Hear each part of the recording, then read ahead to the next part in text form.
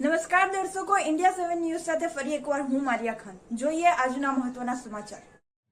કચ્છમાં યોજાયો અનોખો કલા ઉત્સવ અભિવ્યક્તિ.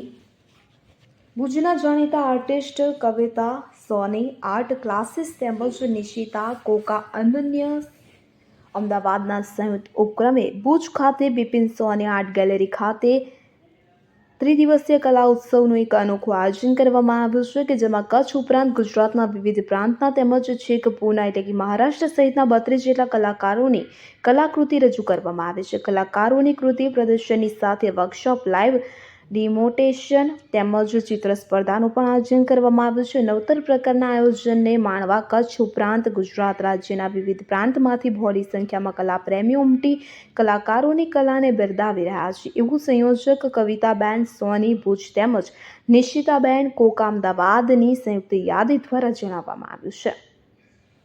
મહેશ એલ સોની, નખત્રાણા, ઇન્ડિયા 7 ન્યૂઝ.